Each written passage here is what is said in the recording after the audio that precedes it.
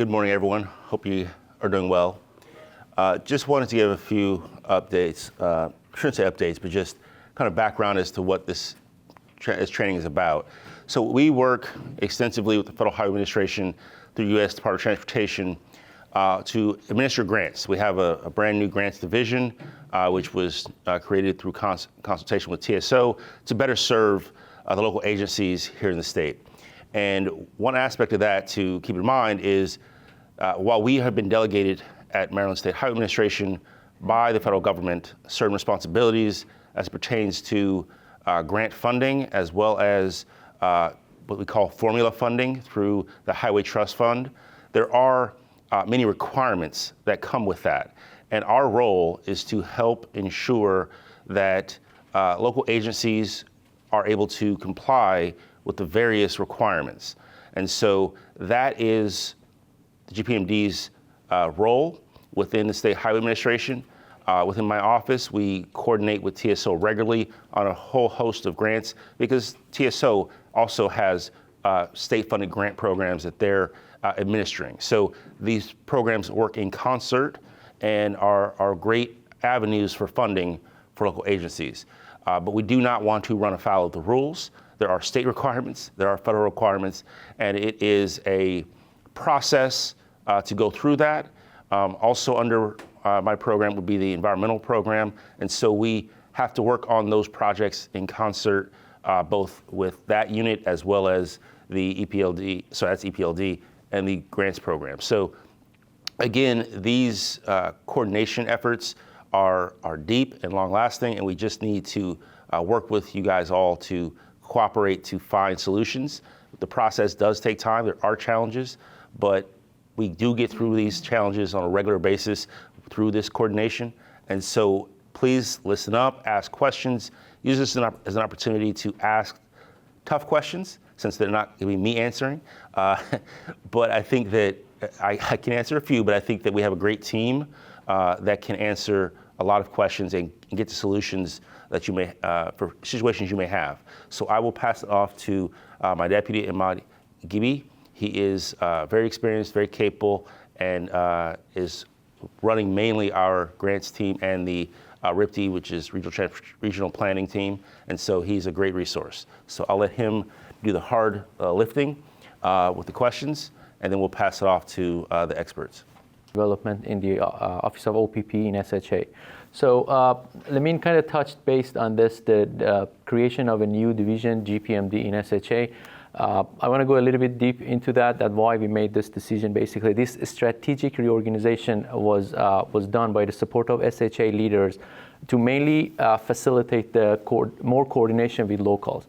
It also was a much needed change to address the growing number of grant opportunities that was before us. So, this change indicates the commitment of the agency and the focus of the agency, which is to support the bike ped needs and safety needs, and also, again, try to advance and try to capture the external funding opportunities that exist before us, and we can handle them better in coordination with TSO and with local governments. Cheryl Leota is the division chief for GPMD, who couldn't be here today, but if you have any question or if you need to be in contact, you can contact her or me directly, and we would be more than happy to take to help basically address your needs. So we have different type of federally funding programs that can be utilized for as part of our efforts. And I'm going to be very brief. We have a lot of productive and useful information ahead of us, so I will try to be very, very brief. So we have the transportation alternatives, rec trails, safe route to schools, carbon reduction, earmarks, and national scenic byway programs. So I will be very brief talking about which, what type of projects each one can support, and then I will hand it back to Susie to talk more detail about the role of GPMD here. So the first one, the TA, it can fund projects like bike ped facilities, historic transportation sites, rail trade conversions, and highway runoff mitigations. The next one is the RTP. we refer to it as RTP. It's recreational trail programs, basically. It supports land and water trails for both motorized and non-motorized use. Safe Route to School, SRTS, is basically, this is also, it is eligible under TA, but the key points here is that the projects should be within approximately 2 miles of the school, and it can cover schools from basically kindergarten to K-12. So these are the type of, if the project falls within this category, we can use the SRTS. For the CRP program, you can fund the projects designed to reduce the transportation emissions. Earmarks, of course, that's for the earmarks approved by the Congress, and the National Scenic Byway Program. It supports the improvement to roads with nationally significant scenic, cultural, or historic values. Just very brief on the DBE goal. As of October 3rd, 2025, an interim final rule from the U.S. Department of Transportation kind of paused the DBE goals, and this pause will remain in effect until further guidance is issued by the Maryland Office of Attorney General and the Federal Highway Administration. So we are kind of on hold to get more instruction for that. So now I want to hand it back to Susie from GPMD, who is here to dive deep into the role of GPMD, and then we will enter to the rest of the presentation, which is about basically different aspects like NEPA or different aspects of the activities that are being approved by Federal Highway and are being managed by State Highway Administration. Thank you. We act as a liaison to facilitate with the sponsors to make sure that both federal and state guidelines are adhered to. We are the liaison also between the state highway district offices and the subject matter experts that review the projects. So sponsor responsibilities. Not only do we have responsibilities, the sponsors have responsibilities. Project management and responsible charge is one of the main responsibilities that come on the side of the locals. You must have a responsible charge that is employed with your agency to manage the project. That individual will adhere to all the milestone requirements, determine project scope and cost, and also will respond to design comments that are provided from SHA. We will get into more of this as we go through the program, but just trying to give you an overview of your responsibilities. As far as the NEPA requirement, you could be required to hold public meetings. As far as construction, you'll have to adhere to the domestic materials procurement, which is also known as Buy America, Build America. You will have to obtain NEPA and right-of-way certifications for your project, complete reports and meetings, and also comply with federal and state regulations and submit compliant invoices for reimbursement. Those are very important responsibilities that the project sponsor will adhere to. So the project process. Pretty much everyone here in this room has completed an application, has been awarded, so congratulations. This is your next step. We also are having some kickoff meetings after the presentation today, so if you signed up for a kickoff meeting, you've got the first 2 blocks already taken care of. We will be talking about this project process throughout the whole entire presentation. We'll be talking about the MOUs, the NEPA, the right-of-way, but when you have your kickoff meetings, you'll get into more detail of what that really means for your specific project. We will be going over procurement, be going over some design requirements today, and then closing it out with reimbursement and closeout. So hang on tight. You're going to have a lot of information shared with you. We are going to be starting with our NEPA, which is the National Environmental Policy Act. We're going to have Erica Amdeski and Carrie Sprengler provide us information on that. Okay. You can go to the next slide, please. Most of you, I've seen some names I'm familiar with. I've worked with some of you. The NEPA roles and responsibilities. Starting off, so you're getting your money from one of the federal agencies, mainly either Federal Highway Administration or the Federal Transit Administration. These are the lead federal agencies. These are, the rules basically we have to follow in order to, secure your funding and make sure that you don't put your project in jeopardy.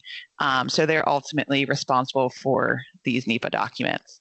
And the State Highway Administration, which we work for, and it comes through us, we're the lead state agency, and we're responsible for complying with the state regulations.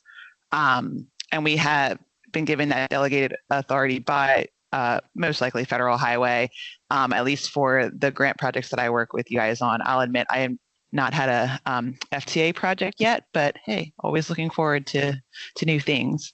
And obviously SHA, we're the source of the guidance that you're going to follow. So now we get to you guys, the project sponsor. You're ultimately responsible for the development of all of the project-related documents and the records needed to secure NEPA.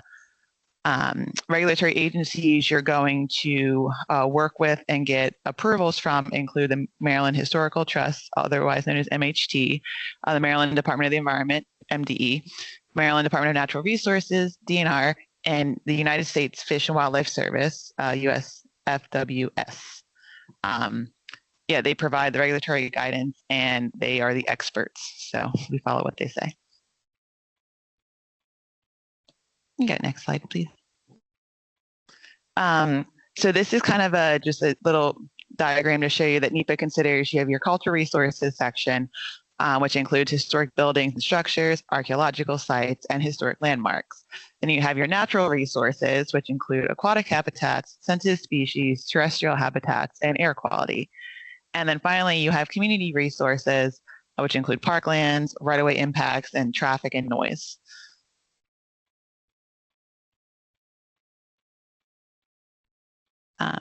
So you guys are going to work with me. I'm the environmental manager, and I'm going to usually initiate NEPA with you guys in the form of an email. I will reach out to you once I get confirmation from the grants team that the MOU has been executed. We will talk about the project and determine what the scope of the project is and what level of documentation you need, what kind of agency coordination is going to be required. For any project, regardless of the scope and scale of it, I'm going to need a detailed scope of work, limits of disturbance, which is going to include all of your staging, access, stormwater management, mitigation areas, basically anything that's going to be used by that project, whether permanent or temporary. And I need that limits of disturbance in a GIS shape file.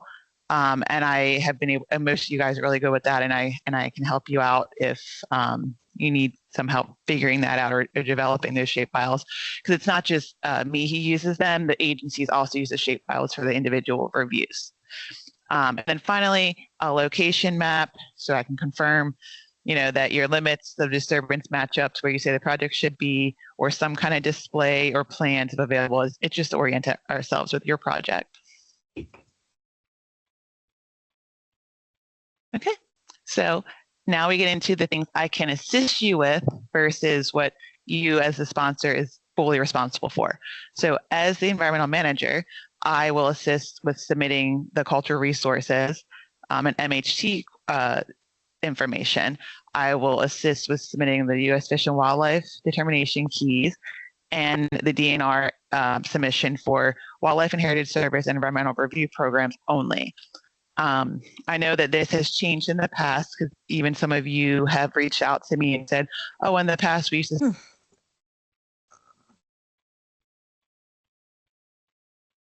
And that's true. Things have changed. And so with these initial submissions, I will request information from you in order to submit them. And then I will always pass along the final documents to their reviews and or if there are any questions from them. Now getting into the part where the sponsor will fully lead submissions to agencies, that will include the Critical Area Commission, the Chesapeake Bay Critical Area Commission, DNR, Rural Legacy, Scenic and Wild Rivers, any kind of tidal coordination, including National Marine Fisheries Service, Coast Guard, stuff like that. If your project is bigger and requires a natural resource inventory or any kind of resource delineation, so wetlands, trees, all that stuff. You're also responsible for obtaining your own water and tree permits, for example, JPAs, roadside tree permits, forest conservation plans, stuff like that. If your project involves Section 4F land, then you are responsible for preparing that documentation, and that will filter through me. I can help you with questions and reviews and stuff. I will ultimately submit that to Federal Highway, but you are responsible for developing that 4F documentation, getting the official with jurisdiction signature, and then I help move it up the chain. So that's that. And now I will pass it off to Carrie. Thanks, Erica. So my name is Carrie Springler. I'm SHA's Cultural Resources Local Programs Lead. And so, as Erica was kind of indicating, federally funded projects are required to follow Section 106 of the National Historic Preservation Act, which requires federal agencies to take into account the effect that a project that's receiving federal funds or permits or that require federal approval may have on any historic district, site, building, structure, or object that's included in or eligible for inclusion in the National Register of Historic Places, or NRHP. So the NRHP is an official list of properties that are significant in American history, architecture, archaeology, engineering, and culture, and that are worthy of preservation. In 2021, as a lot of you are probably aware by now, FHWA, SHA, and the Maryland Historical Trust, we signed an amended programmatic agreement which gave SHA the authority to conduct Section 106 consultation on behalf of FHWA for local public agencies and people receiving grants where federal funds are being administered by SHA. And we follow the same process for state-funded projects. So this standardized the Section 106 process, and it means that SHA does the work of conducting the Section 106 consultation for local public agencies, which replaced the prior standard of local jurisdictions consulting separately with MHT. Next slide, please. So SHA has archaeologists and architectural historians on staff. And so, of course, we conduct the Section 106 consultation for the grant recipients. So this means we assess whether a project can be exempted from full Section 106 review. For example, certain trail projects don't always need formal consultation with MHT. Excuse me, but other projects like bridge replacements, for example, they never fit the exemption criteria and require standard Section 106 consultation. We do the research to see whether archaeological sites or standing structures over 50 years old may be in your project area, and we determine whether archaeological sites or standing structures surveys may need to be conducted for your project. We do all the coordination and consultation with the Maryland Historical Trust, and we identify consulting parties and consult with them, and that includes tribal nations that might be interested in the project area that you're working in. We give recommendations on how to avoid or minimize harm to historic properties, if there are any in the project area. And we assist grant recipients in developing mitigation and agreement documents in the rare instances where this is required. And finally, we give guidance on steps to follow if human burials or archaeological sites are encountered during construction. So from you, this kind of is similar to what Erica was saying earlier. To successfully conduct Section 106 consultation, we need location maps and the scope of work. From you, plans if available, or schematics and the worst case limits of disturbance. We need you to notify us if the project scope changes so that we can reassess our Section 106 materials if need be. And we need deliverables for projects requiring survey. And with those deliverables, usually like an archaeological survey report, for example, or a determination of eligibility form for standing structures. We need to see those deliverables because we ensure quality control. We make sure that they're suitable for submission to the Maryland Historical Trust. And then we ultimately submit those for consultation. So that's my brief Section 106 primer. Thanks, guys, for your time. So I'm Lee Fox. Hello, everybody. I'm the LPA right-of-way coordinator with the Office of Real Estate. And I tend to be spread a little bit, not just with all your projects, but there's a lot of LPA projects that doesn't come under this umbrella, such as federal bridges, there's highway safety projects, and a number of other ones as well. So please be aware that sometimes right-of-way certifications can vary in time of how long they take. And of course, it depends on a lot of other factors too. Now, what is right-of-way and why is it important? It's the ownership of land or the legal authority to pass through and use a strip of land for a specific public transportation activity. Now, the term right-of-way encompasses not only the project's property that the construction is going to be on, but also the property for temporary use, other property rights needed to complete the project. Now, NEPA is required before discussing acquisition details with affected property owners. And it's best to hold off on all acquisition activities until NEPA is complete. All LPA project right-of-way acquisitions are required to follow the Code of Federal Regulations as authorized by the Uniform Act. Primarily, that's Title 49, Part 24, and CFR 23, Part 710. Planning, feasibility, and design projects may need to identify right-of-way ownership and account for acquisitions. And I'm available for right-of-way questions at any time during the planning process. Common types of right-of-way. Fee simple, the outright purchase of land, easements, temporary easements, activity for like staging, perpetual easements for utility lines or drainage, also most types of permits and all types of entry agreements. Project sponsors are required to identify if the project is involuntary or voluntary and follow the appropriate requirements regarding notification to the effective property owners. So a voluntary project can be, a little vague to some people versus involuntary project. It's when a sponsor does not have authorization for eminent domain or doesn't decide to use their condemnation right. In essence, the sponsor is willing to walk away if an effective property owner refuses to sell. As a result, a project could be looking at redesigning or possibly canceling. On the other hand, involuntary project is when they have the option for eminent domain and the sponsor is prepared to use condemnation on the effective property owners. The role of the LPA right-of-way coordinator. Assist in the review of LPA grant applications. We support project sponsors with oversight and guidance throughout the right-of-way process, facilitating the LPA right-of-way intro and guidance package. Now, this helps streamline the process, and I will go over this in more detail at our next workshop. Also, the packet can be provided by, by any SHA liaison. But please direct your right-of-way questions to only me or my supervisor, Gene Gibson. The package, a lot of times, are given out at kickoff time, but it depends on the other SHA liaisons of when they feel comfortable about providing the packet. Next, I follow up and provide the SHA grants and programs team project right-of-way updates once the NEPA is complete.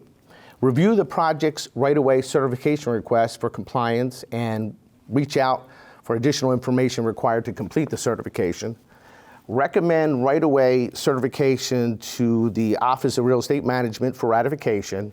And then the certification is sent to Federal Highway, copying the sponsor and whatever appropriate SHA liaisons. Record and manage final certificate documents in the Office of Real Estate filing system. Minimum requirements when all right-of-way is owned by the sponsor, where there isn't any acquisitions. NEPA, the original, and any reevaluations. Right-of-way plats, plans, maps, verifying the existing right-of-way and highlighting the limit of disturbance. Any historical or preceding right-of-way agreements, application or memo of understanding if applicable, application or award letter, and a letter from the sponsor requesting right-of-way certification. The letter states that all right-of-way for the project is within the existing right-of-way, either the township, county, or sponsor, and indicates the maintenance of the project is the responsibility of the township, county, or sponsor.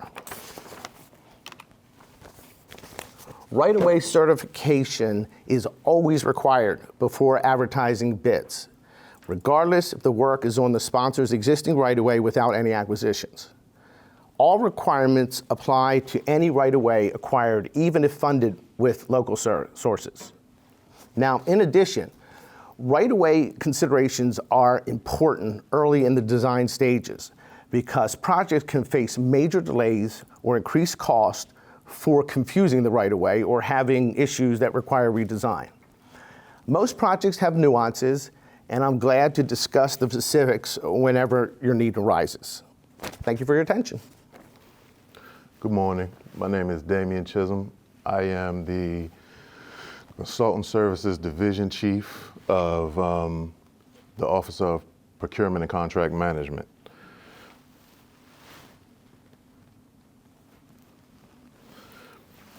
So I just wanted to speak with you a little bit about the A&E procurement process for LPAs and document requirements and cover a couple of things. And if you have any questions that I can't address today, please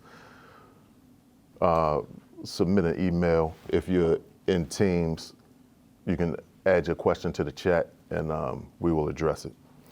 But A&E procurement is the process for acquiring architectural and engineering services for planning, feasibility, and design projects. And it's required for all federally funded design projects. So what we do in the Office of Procurement and Contract Management, we review and provide guidance, pre-advertisement for the RFP documents. So some of the required documents to initiate the procurement process are the OPCM LPA RFP template. This is a RFP template for A&E procurement that has been blessed by the Federal Highway Administration.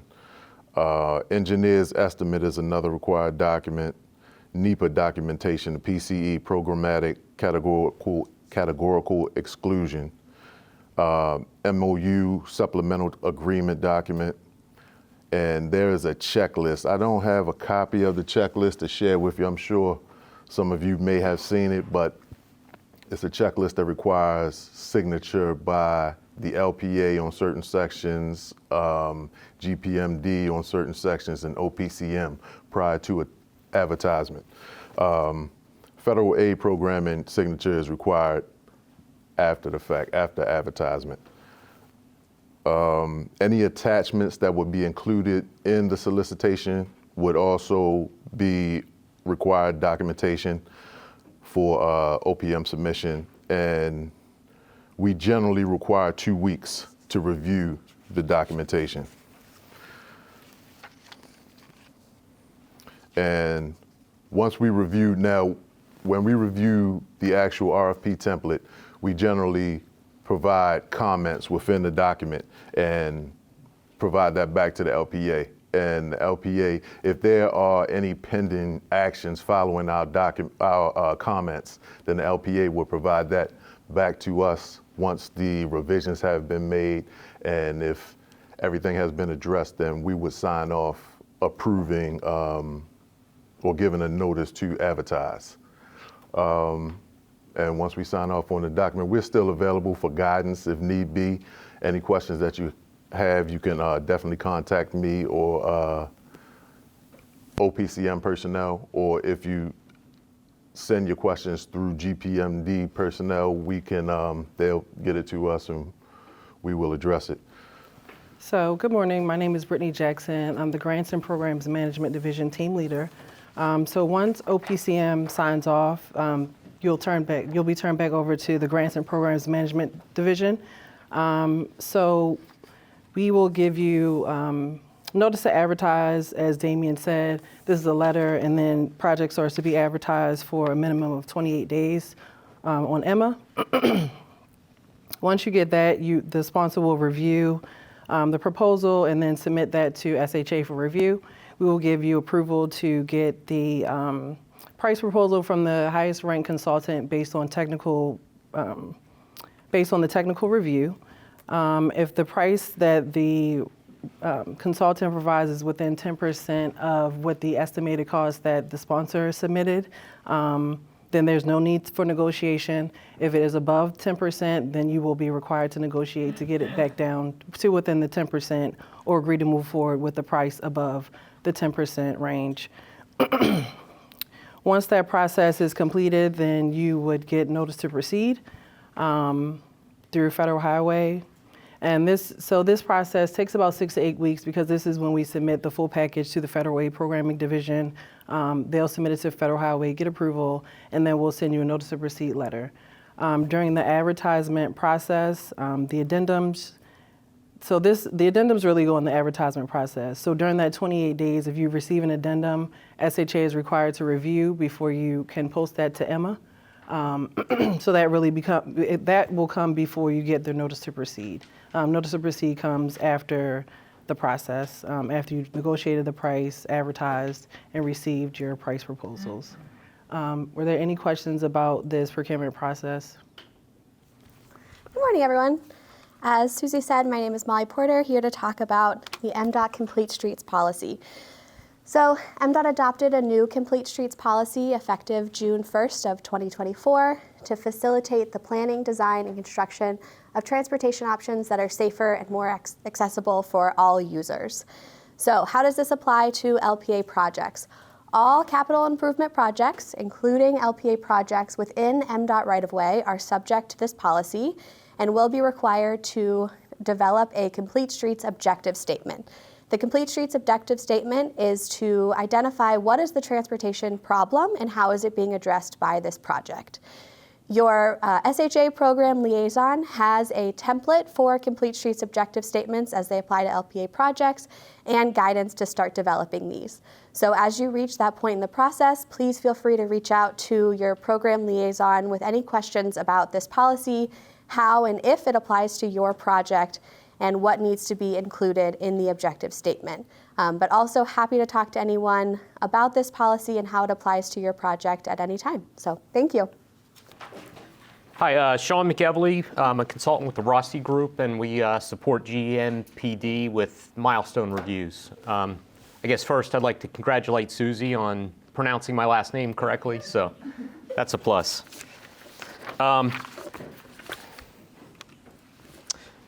So starting with what are the milestone requirements, it just follows a standard 30, 60, 90, PS&E 100% milestone schedule.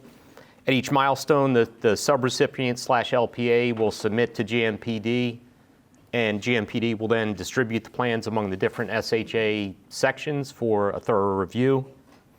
Those reviews take about 4 to 6 weeks. The subrecipients will then receive the SHA comments back to discuss with their design engineers, and from that point, the engineers will revise the plans, prepare the comment letter, and resubmit. Within the comment responses, the more specific, the better. So the engineer should provide specific responses detailing the changes made, highlight plans, and resubmit back to their LPA for submission to GMPD.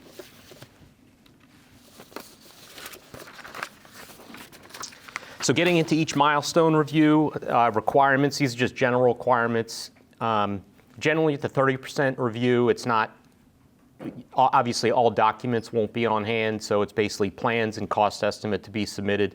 Any other material they may have can be submitted as well for an earlier review. Once you get into the 60% submittal, there'll be a comment response letter, point by point, addressing each comment. The more detailed, the better, again, along with the updated plans, cost estimate.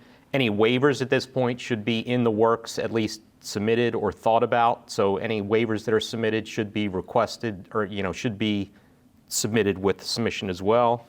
And then any other items, reports, permits, critical areas, scour analysis. It's nice to have the stormwater report at this point if it's ready. And then 90% obviously reaching the final level, so all the same, comment response letter, the more specific the better, updated plans. Any waivers should be close to finalized now, they should at least be submitted. And at this point, the draft IFB should come in as well, and that's a pretty massive document most of the time, so it's definitely good to get that as early as possible, so a review can be done on that, any comments can be made. At 100% milestone, obviously it should be just about wrapped up. So the final IFB would come in at that point, Any ADA waivers or other waivers should be also submitted and hopefully approved by that point. And then, any other report, stormwater management, geotech, drainage calculations, all those things should be in and hopefully wrapped up at that point. So the internal review process involves, basically, here's the full list of all the internal agencies, but basically it's OHD, OMT, Office of Traffic and Safety, Structures, Environmental Design, District Constructability Review, and then the Federal Aid Programming Division. So obviously within each of those sections, there are independent reviews going on. So it's a very thorough review. Good morning, everybody. My name is Conan Onchieski. Going to discuss the review process for ADA and bicycle compliance. Next slide, please. So the reason we review for accessibility, the Americans with Disabilities Act of 1990 is a civil rights law that prohibits discrimination against individuals with disabilities pertaining to many different things, but transportation is one of them, which is why we force reviews for all projects to come through SHA, no matter who is funding them, if they're within SHA right of way, and for TAP projects based on the TA manual, the entire projects have to meet SHA's ADA guidelines. The law ensures that people with disabilities are not excluded from participation or denied the benefits of service, and it sets standards for accessibility in new construction and alterations. Next, please. SHA's responsibility, we are committed to upholding the intent and spirit of the ADA to the fullest extent possible. And the goal is of achieving equal opportunity and non-discrimination for all persons in interactions with the SHA and within the public right of way. Next, please. So yes, here's our process. All LPA projects require a review for ADA compliance and bicycle compatibility at each design milestone. They went over them in the last slide, the 30, 60, 90, and 100. Even if we find that the project is ADA compliant and bicycle compatible at the 30% milestone, we still need to see the 60%, 90%, 100%, just to make sure there haven't been any changes to the plans or updates that might affect compliance. All projects will be reviewed using, back one, please. All projects will be reviewed using the SHA accessibility policy and guidelines for pedestrian facilities along state highways and SHA bicycle policy and design guidelines, with a few exceptions. Per the recreational trail program manual, recreational trail projects involving paved shared use paths must comply with the ADA. A woodland or motorized trail or trail facility must be constructed as accessible according to the applicable standards outlined in the U.S. Forest Service Trail Accessibility Guidelines. They're a bit less stringent and allow for kind of a more active mountain biking and motorized vehicles and such like that. Next slide, please. Yes, if any feature within the project limits does not meet ADA or bicycle requirements, and it is infeasible to make the required updates, a waiver will be needed to be submitted and approved by the Director of the Office of Highway Development. As mentioned by our previous presenter, it's always best to get this in as early as possible. It can be a timely process, and they're not taken very lightly. There's a lot of discussion that goes on and review of the waivers to make sure that they, one, meet our kind of look the right way, have all the right information, and it can be a cumbersome process. Because of that, a meeting should be held with the sponsor, GPMD, and our team to discuss the reasons for the waiver prior to the submittal. We may be able to figure out a way that a waiver might not be needed if we move some stuff around or minimize the amount of waivers that would be needed. Once the waiver is submitted, there'll be a review process prior to approval. This can go back and forth more than one time, depending on how many comments there were and if they've all been addressed. Changes most likely will need to be made to the document before it can be submitted for approval. And then once the director makes their final reasoning on the waiver, that's kind of it. Most of the time we can get an approval, but there are times when a waiver will not be approved if it doesn't meet at least minimum federal guidelines. And I think that's everything on my end.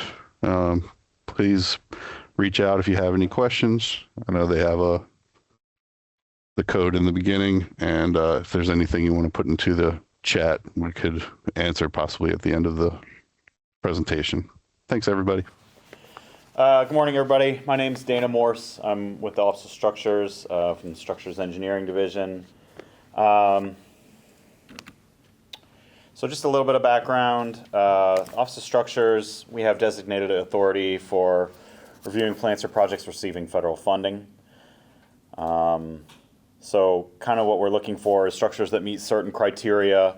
Those that do, they need to follow along with we have a guidelines and procedures memoranda kind of spelled out here. And actually, I brought several copies of this GPM as well as another GPM for distribution for any folks who want it. They can also be made available online. So in any case, structures that meet these certain criteria, they need to have structural milestones for plan development. I'm going to go over those milestones in subsequent slides. And that includes structures that are not inventoried or owned by SHA. So what's a bridge? A bridge is any structure, so like a bridge, a box culvert, or a battery of pipes that has a length greater than 20 feet measured along the center line of the roadway. So aside from bridges, we also look at small structures. And a small structure, basically it's like a bridge type structure that clocks in at less than 20 feet. Or, it could include box culverts, pipe structures, retaining walls. So this is the other guidelines procedure memorandum that I was talking about, D101 I brought. It talks about inventoried structures, though. So that GPM, it discusses what structures qualify for, would be inventoried by Office of Structures or need to go through our milestone review process. So during review, Office of Structures will determine what qualifies as a small structure, but it would really help us if any applicants could provide following information. So for pipes, depth of fill, how far this pipe is going to be buried, the opening of the pipe, and clear distance between any pipes in like a multi-pipe structure. For non-pipe structures such as small bridges and box culverts, we need to know the total length along the roadway and the clear span length. So that's basically from abutment to abutment face, measured perpendicular to the structure axis. And then for retaining walls, we want to know the exposed height, and we also want to know the offset distance from the traveled lane, so the facility that's being supported.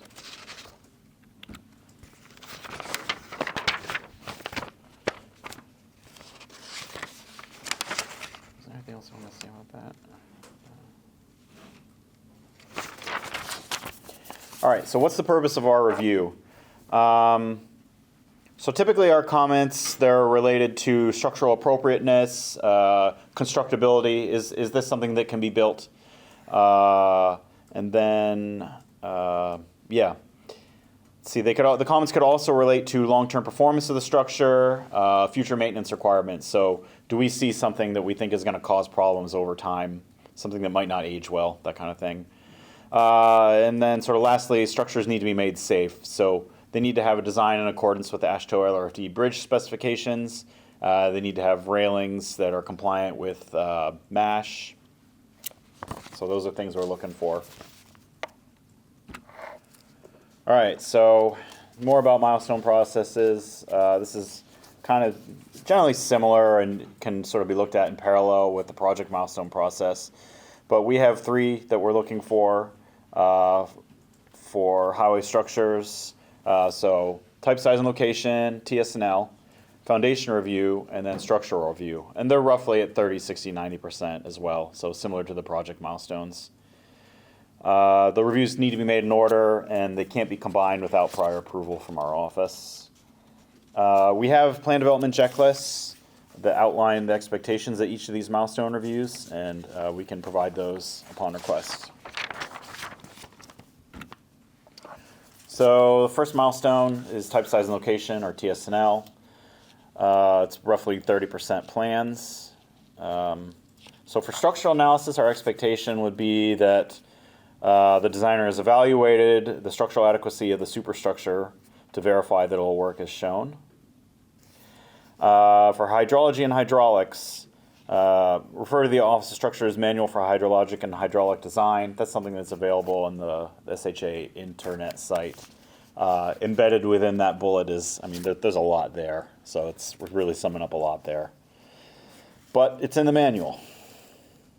For plan development, this kind of go into the expected sheets, and this will definitely vary based upon the structure type.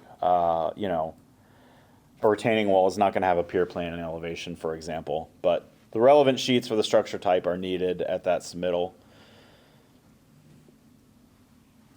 And yeah, again, can refer to checklists, which can be made available. All right, foundation review. So this is held after TSNL. It's at roughly 60% completion. So our expectation is that you would provide comment responses.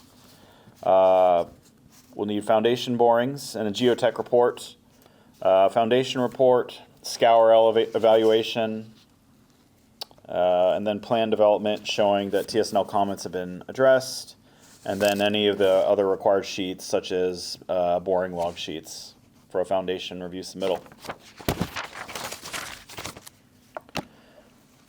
All right, last is structure review. So this is around 90% plan completion. So again, we want to see comment responses that the foundation review comments have been addressed. So plan development should be basically everything that's needed to construct the structure. We also have structural details. Office of Structures maintains those. They're available online. They're we used to call them standards, but now we refer to them as structural details. Things that, designs that have been basically standardized and can be incorporated into plans. Kind of like a plug-and-play situation. We say if you're using the structural details, then you're supposed to remove title blocks and signatures from Office of Structures details. That's basically it. So Office of Material and Technology is divided into two groups, materials engineering and materials quality. Materials engineering is like the pavement engineer designed it, do the engineering design. I'm on the materials quality. I'm in the materials management division. I'm the division chief for materials management. So we do materials quality. So we do the materials quality assurance. So my part don't come into play until construction. But the reason why I'm here, because I ran into a couple of problems with some of in the design phase, they name a couple of producers for like boardwalk, the precast boardwalk stuff that was not on our QPL, and that creates a problem. Doesn't necessarily mean I can't use them. We have to go and get them qualified, but sometimes it's costly.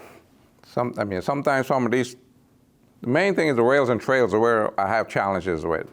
It really doesn't meet our state highway spec for bridges and roads, so we got to make it work, best fit. But if you put a producer on there that's not on our list, so you got a grant for 50 grand, my office charged 20 grand just to get them qualified. So there goes half, most of your money there. So, and then Susie comes back and says, oh no, that's too much. So then we got to make it work because contractually, we have a contract. But in the second day, my ADC Hapti he'll be going through the whole qualified and all the materials clearance process. I could stand here for 2 hours and just talk about this. We do have a materials roundtable that we do beginning of every year. I recommend you come to that because it shows you what we do. So that was why I'm here today, to make sure. And if you have any materials that cannot be produced in the United States, you have to do it in the design phase. You can't wait till the project goes to construction. And it has to be done by the LPA. The LPA has to submit it. It could take anywhere from 1 to 3 years and still don't get approved. So I don't recommend going that route. But so that's why I'm here, mostly in the design, right? So I'm more on the construction side. So So we just follow processes. We're not here. We work together with Susie's team, the LPAs, the contractors. We all here for the same reason, get a nice quality project with good quality material. So I don't, like I said, domestic material, that's going to be in the. Can you touch upon that just a little bit? Oh, so domestic procurement. So that was previously referred to as BABA, Build America, Buy America, right? So now it's changed now to domestic procurement preference, which is the Buy America Act from 1983, which was iron or steel and manufactured products. And then BABA comes along and added construction materials. So we got 3 categories now. And we actually categorize the materials as on our website, and we're still on that process. You have iron or steel, manufactured products, construction materials. And they all have to be made. So on manufactured products, there was a general waiver from the 1983 Act. So it was a waiver. It didn't have to be made in America. But that has changed as of October 1st this year. That waiver was rescinded. So any projects now that was obligated after October 1st have to meet the manufactured product, has to meet that. It has to be assembled in the United States. October 1, 2026, it has to be assembled in the United States, plus 55% of the components has to be produced in the United States. The LPA is responsible for tracking those materials by those 55%. So it's going to be a challenge. So, and we're all working through that now. So that's what that is. So, and, I have a presentation on that, like I said, but we could do that another day. But so that's what we do. We just make sure we do materials. I have a team of area materials engineers, and they all have geographic locations. District 5, 6, and 7, and that's who will be your first point of contact. And there's always going to be challenges with the LPA, right? So eventually it comes up to my level. We have to come up with a solution. But as long as we stay within the requirements of the federal guidelines, we're fine. Now there's a de minimis amount, but get familiar with that. But that's what we do. So most of the construction side, but I just want to be here to give you the heads up. In design phase, all those stuff has to be addressed. So, and I always tell my team, we got to follow the rules. There's we want good quality materials. There are more lawyers than engineers in Maryland. So we just got to make sure we do it right. That's it. Any questions? Come constructions, you will. Thank you, Rocky. Okay, so I will be closing us out to talk about reimbursement and closeout. For reimbursement, this is a federal. Thank you, Rocky.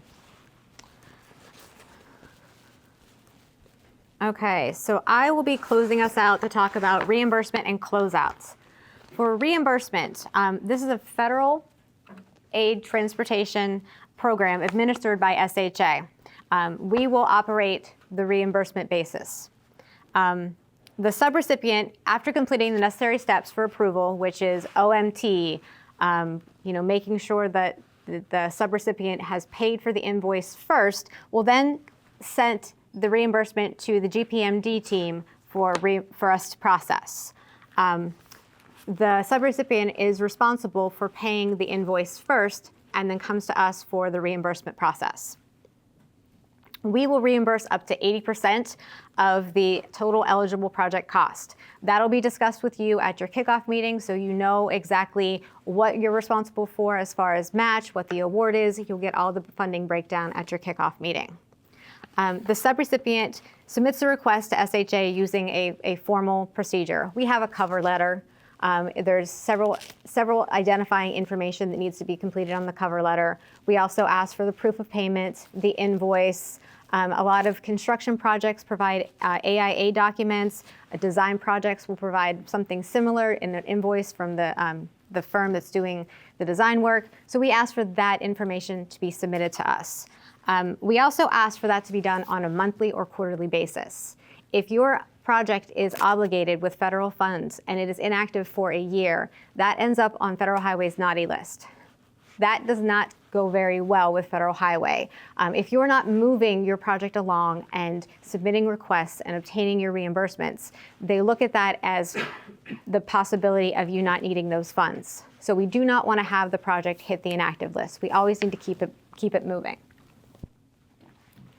I think I touched upon a little bit of that already. What is included, we have a cover letter. Your project liaison will provide you that cover letter, will help you fill the cover letter out. The second page of the cover letter will tell you what you need to supply.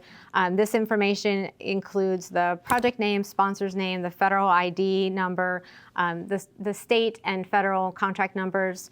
So it's information that you will have. We also ask for a cost breakdown. We ask that the LPA be responsible for maintaining the match.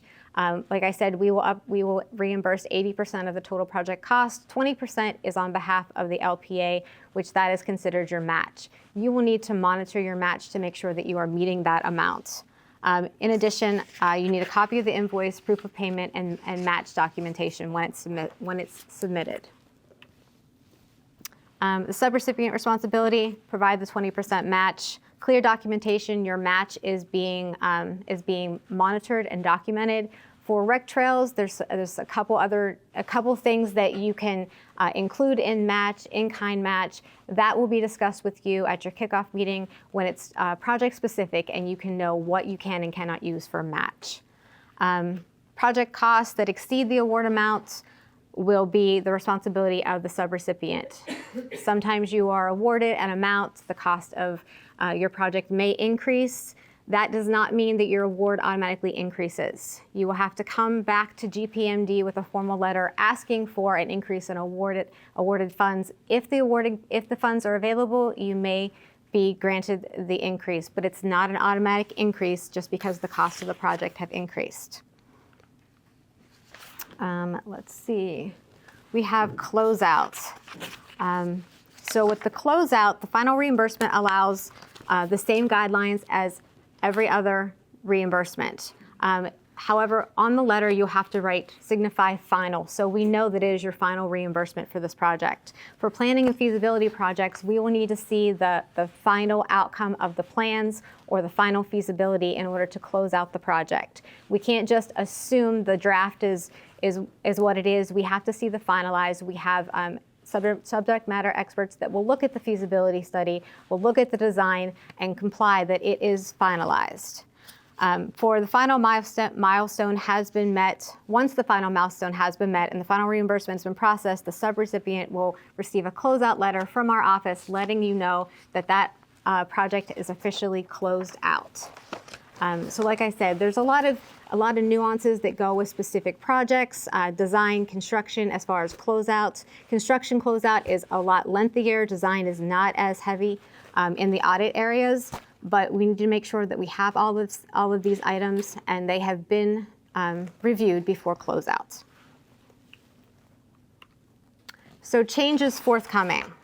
Wanted to make you aware that GPMD, Ahmad, Lamin, we've all been working on some changes to improve the program.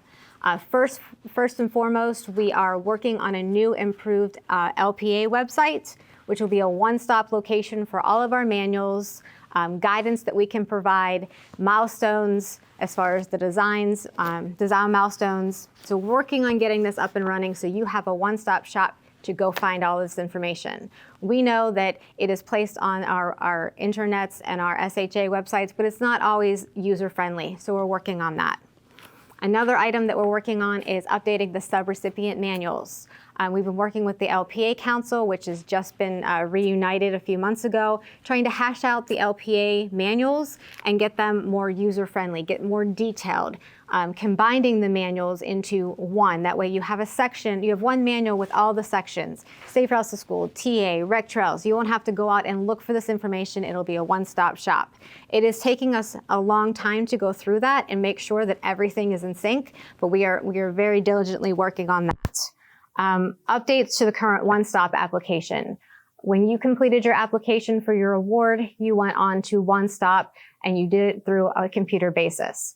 Every year, we take feedback from the applicants, we take feedback from our internal group, and we try and update, make that a little bit more user-friendly, changed some questions that may not be clear. So we are going through that review right now. We've been meeting, talking about what needs to be updated. So we are working on that. The FY27 grant roadshows, they are happening. We are working through the details right now, trying to get everything up and running, but we will have the roadshows happening again so we can provide more information. And we're also identifying opportunities to improve and streamline review and approval processes. Like Sean and Dana both spoke about the review process, we know it's not easy. We understand, and we've heard from project sponsors that our review process can be very, very time consuming. We are trying to go through, streamline things, work on some kinks, and try and make sure that it's user friendly and it's something that everyone gets something out of. So we are trying to work on streamlining the review process. So just to let you know some things that we are trying to work on internally.